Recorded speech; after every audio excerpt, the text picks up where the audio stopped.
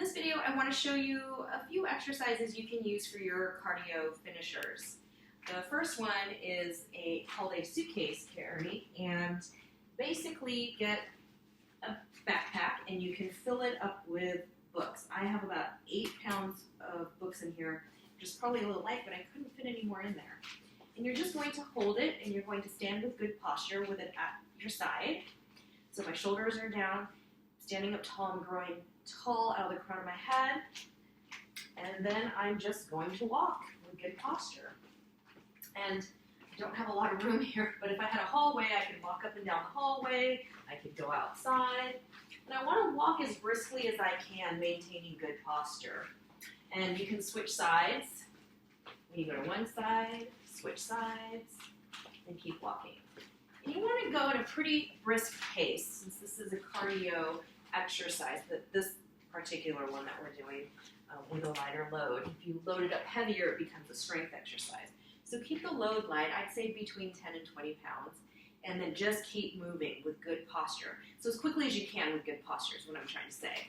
So, and then another exercise you can do would be a jumping jack, right? So you just, from middle school PE, remember jumping jacks. And if it bothers your knees or you're just not quite ready to do a full jumping jack yet, you can also do a half jack. It's a low impact version. This is also a good version if you're have neighbors below you and you want to be quiet, and you can take it faster. Okay, but if you're not worried about your neighbors and you want to pick it up, you just go full jumping jack. Okay, so the other one I want to show you is a booty kicker. So you basically just pull your arms in, kick your booty, it's like this from the side. If you want to make it more intense, you can pull it down, up over the head. And then, let's see, the other one I wanted to talk about, oh, toe taps. So you can take it here, just tapping your toes. You can bring it behind, it's a little more intense, and you can kind of drop it down.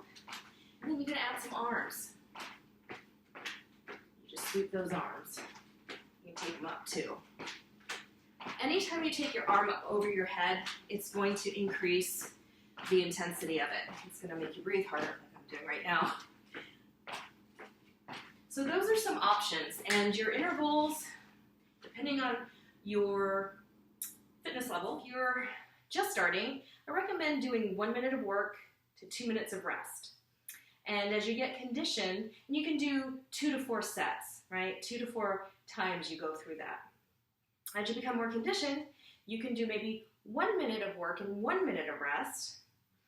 And then you can either shorten it to 30 seconds, so 30 seconds, or you can do a minute and 30 seconds of rest. There's all kinds of options. So just kind of feel it out and see what feels like a good progression for you. And again, you can always make the exercises harder, and that will also create the conditioning effect that you want as well. So those are some options that you can do for your cardio finishers.